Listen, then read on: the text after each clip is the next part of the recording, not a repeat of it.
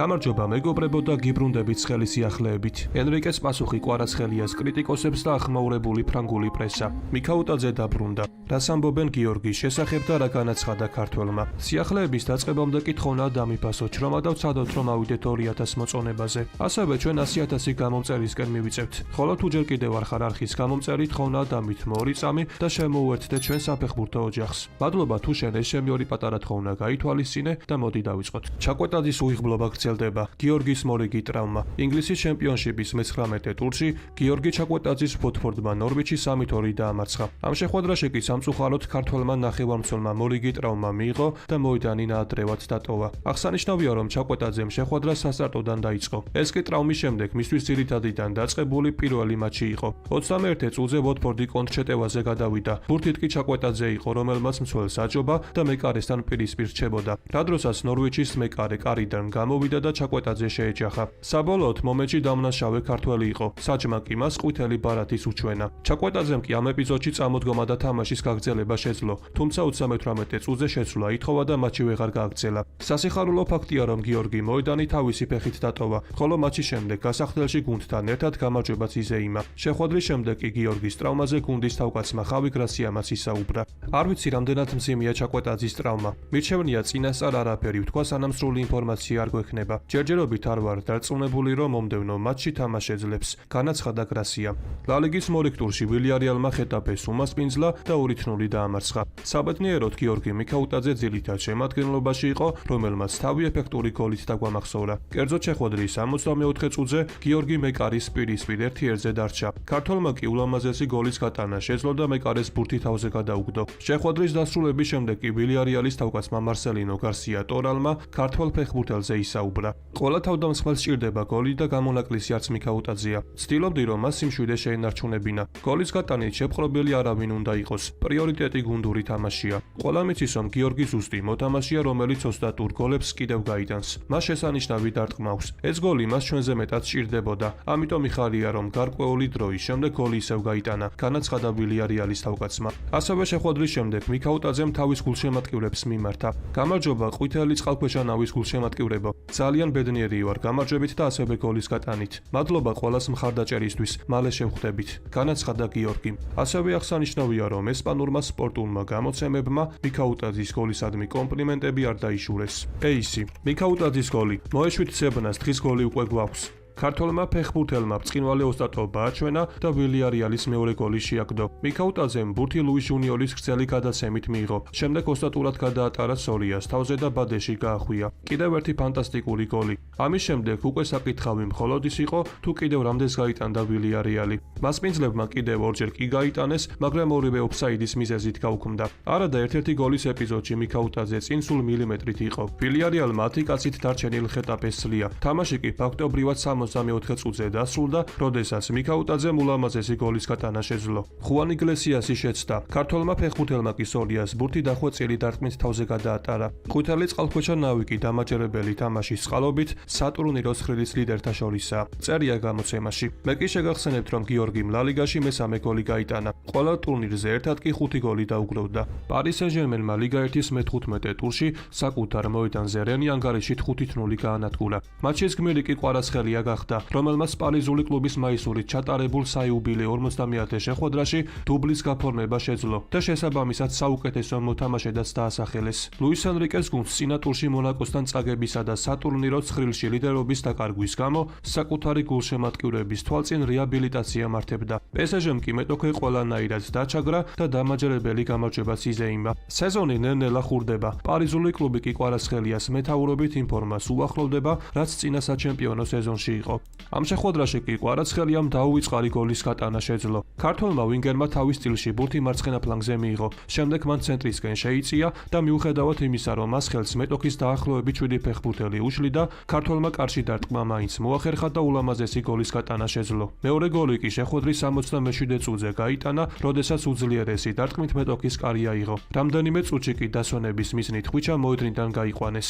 შეხვედრის შემდეგ კი კვარაცხელიამ სოფასკოლისგან ყველაზე მაღალი შეფასება დაიმსახურა. ქართველის თამაში კი 9.7 გულით შეაფასეს.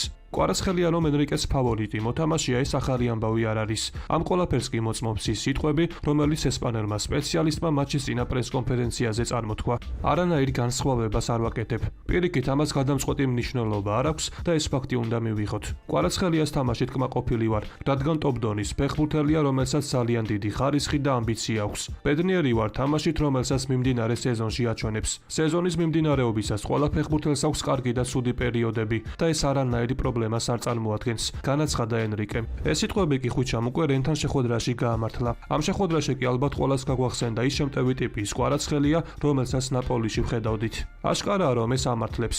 ამიტომ იმედი დავიტოვოთ, რომ ესპანელის სპეციალისტი კვარაცხელიას შეტევაში უფრო მეტ თავისუფლებას მისცემს და მისგან არაერთ ლამაზ შოუს ვიხილავთ. ამასთან აღსანიშნავია, რომ შეხვედრის შემდეგ ენრიკემ კვარაცხელიას კრიტიკოსებს უპასუხა. კვარაცხელია? მახსოვს ჟურნალისტები მისვავდნენ კითხვებს იმასთან დაკავშირებით, რომ თითქოს ხვიჩას მატჩების მიმართ განსხვავებული დამოკიდებულება აქვს. ზოგ ჩემპიონთა ლიგაზე სხვანაირი ეჩვენება, ლიგა 1-ში კი განსხვავებული. რეალურად კი კვარაცხელია სანახაობრივი ფეხბურთელია, რომელსაც აქვს მენტალიტეტი და უმაღლესი კლასი, განაცხადა ენრიკე. აღსანიშნავია, რომ შეხვედრის შემდეგ ცნობილი ფრანგული გამოცემა Le Parisien-ი კვარაცხელიას პერფორმანსს ვრცელი წერილით გამოეხმაურა. ეთან ბაპე ტრიბუნებზე და მოედანზე 7 ნომერი, რომელმაც Parc des Princes ფეხზე წამოაყენა. PSG-ს ყოფილი ახალგაზრდა ფეხბურთელი, რომელმაც გუშინ რილის მაისურით მარსელის წინააღმდეგ გოლი გაიტანა, დღეს პარიზში იმყოფებოდა თავისი ბავშვობის კლუბის მხარდასაჭერად. ხოლო სტადიონზე მან არა მისი უფროსი ძმა, არამედ 7 ნომერი იხილა წარმოუთქმელი გვარით, რომელმაც მისი კილიან ბაპეს მაისური გასული წლის იანვარში მემკვიდრეობით მიიღო. კვარაცხელიამ 17 მაისს PSG ოსარის მატჩის შემდეგ პარიზული მაისურით მეორე დუბლი შეასრულა. ის კი გასული ზამთრიდან მოყოლებული ისეთ შთაბეჭდილებას ტოვებდა, რომ თითქოს ყოველთვის პარიზულ გუნდში თამაშობდა, რადგან მისი ადაპტაცია ძალიან სწრაფი იყო. რენთან შესანიშნავი დრიბლინგით გატანილმა გოლმა კი კიდევ უფრო გაათავისუფლა მოთამაშე, რომელიც ისედაც PSG-ს ყველაზე სახიფათო ფეხბურთელი იყო. კარგი ამბავი PSG-სთვის და კოშმარი რენისთვის, რომელიც უძლური იყო ქართველი ფეხბურთელის დინამიკის წინააღმდეგ. ეს მის კარიერაში მე-10 დუბლი იყო. მართლაც საშობაო საჩუქარი იმ პირობით, რომ ეს კვალადონას საბოლოო გამოღვიძება იქნება, წერია გამოცემაში. ასევე ხვიჩას თამაში კანალ საპორტერსმაც შეაფასა. ბოლო კვირებში უფორმო, მაგრამ ამჯერად შეუჩერებელმა კვარაცხელიამ მიმდინარე სეზონში საუკეთესო მატჩი ჩაატარა და დუბლი გაიფორმა. მისი დრიბლინგი დაბრუნდა მარჯვენა და მარცხენა ფლანგებზე. 9 საგოლე მომენტი შექმნა და მისი წყალობით PSG-ს თამაში გაუმჯობესდა. 24 წლის შემტევს მძიმე დასაწყისი უნდა დაეძლია და აღსანიშნავია, რომ მისი ცუდი ფორმა Paris Saint-Germain-ში არავის აშინებდა. ახლა ყველაფერი უკეთესობისკენ შეიცვალა და დაადასტურებს თუ არა ამ ცვლილებას, ამას 4 შაბათს Athletic Bilbao-ს წინააღმდეგ გავიგებთ, წერია გამოცემაში. მე კი დავზენ იმასაც, რომ PSG მომდევნო შეხვედრას ჩემპიონთა ლიგაზე Bilbao-ს წინააღმდეგ 10 დეკემბერს გამართავს. ხოლო ვინც ამ შეხვედრის ანგარიშს გამოიცნობს, ის შემდეგ ვიდეოში მოხვდება. ოსიმენის მოულოდნელი ტრანსფერი. რა ინფორმაცია გავრცელდა მედიაში? ვიღაცას კლუბში შემიყოფნა არ უნდა. სალაჰის სკანდალური განცხადება. ხოლო თუ აქამდე ხარ მოსული, შეგახსენებთ, რომ ჩვენი მიზანია, რომ ავიდეთ 2000 მოწონებაზე. რის შემდეგაც ახალი ვიდეო ძალიან მალე გამოვა. ნიგერიის ნაკრების ყოფილმა მთავარმა მწვრთნელმა სანდეი ოლისემ ვიქტორ ოსიმენის შესახებ საინტერესო ინფორმაცია გააჟღერა. მისი თქმით, ფორვარდის შეძენა არც მეტი არც ნაკლები მადრიდის რეალს სურს და ეს ტრანსფერი სრულიად რეალურია. ბევრი საუბარია ოსიმენის რეალში ტრანსფერზე. მითხრეს, რომ ის მადრიდში მიდის. ეს ამბავი ნიგერიის ერთ-ერთი ცნობილი ფიგურისგან გავიგე და ძალიან გამიხარდა, განაცხადა სანდეი ოლისემ. აღსანიშნავია, რომ ოლისეს ეს განცხადება, რომელიც მან Inside podcast-ში გააკეთა, ამან ინტერნეტ სივრცეში დიდი აჟიოტაჟი გამოიწვია. გარდა ამისა, ოლისემ გაიხსნა, რომ გალათასარაიმ თავდამსხმელი 75 მილიონ ევროთ შეიძინა. ოპერაცია, რომელიც თურქული გუნდის ისტორიაში ერთ-ერთ უმნიშვნელოვანესად ითვლება. ახლა კი ფეხბურთელის საბაზრო ფასი 120 მილიონ ევროს აჭარბებს. ეს კი არც ისეთი არარეალური თანხაა რეალისტვის, რომელიც აქტიურად აფასებს შეტევის ხაზის გაძლიერების იდეას. სამეფო გუნდის ხელმძღვანელებში ბევრს მიაჩნია, რომ ვიქტორ ოსიმენი იდეალური იქნება იმ სტრატეგიისთვის, რომელსაც ბოლო წლებში მისდევენ. ახალგაზრდა უკვე შედეგიანი და დიდი პოტენციალის მქონე ფეხბურთელები, რომლებიც ლა ლიგაში საკუთარ კვალს დატოვებენ. ამიტომ იყვეთ მოვლენების განვითარებას. როგორც მოგეხსენებათ, უახლოეს მომავალში რეალს ბევრი ფეხბურთელი დატოვებს. მათ შორის კი არის როდრიგოც. ხოლო სეზონის ბოლოს შესაძლოა კლუბი ვინისიუს ჟუნიორმას დატოვოს. შესაბამისად, გუნდში ოსიმენის მოსვლა სრულიად შესაძლებელია. ეგვიპტელი წითლების ძირითად შემადგენლობაში ზედიზედ მესამე თვერ მოხვდა. ლიდს იუნაიტედთან კი სათამაშო დრო საერთოდ ვერ მიიღო. აშკარაა, რომ ლივერპულის თავკაც სალაჰთან კონფლიქტი აქვს და მას გუნდის ძირითად ფეხბურთელად აღარ მოიაზრებს. შეაძლებს. ეგვიპტელმა კი მატჩის შემდეგ მედიასთან ბრაზი არ დამალა და ყველაფერი თქვა. მისი განცხადებებიდან კი ჩანს, რომ ზამთარში შეიძლება კლუბი დატოვოს. სიმართლე გითხრათ, ჩემთვის სიტუაცია მიუღებელია. არ ვიცი რატომ ხდება ეს. მოს ავტობუსის ქვეშ აგდებენ, რადგან პრობლემა ის არის, მაგრამ მე არ ვფიქრობ, რომ პრობლემა მე ვარ. ძალიან მკაფიოა, რომ ვიღაცა სურს ყველაფერი მე დამაბრალოს. კლუბი ზაფხულში ბევრ რაღაცას დამპირდა, მაგრამ მესამე მატჩია, რაც სათადარიგო დასკამზე ვარ. ყოველთვის ლივერპულის ფანი ვიქნები, ჩემი შვილებიც. მიყვარს ეს კლუბი და ყოველთვის მხარს დავუჭერ. განაცხადა განაწყენებულმა სალახმა. დღევანდელ ვიდეოს კი ამით დავასრულებ. მოტივაციისთვის კი თხოვნა, რომ ავიდეთ მინიმუმ 2000 მოწონებაზე. ასევე გამოიწერი არხი, რათა იყო მუდმივად საქმის კურსში. ყველას გისურვებთ ჯანმრთელობას და ბედნიერებას. მე კი მომავალი ვიდეოთი ძალიან მალე დაგიბრუნდებით.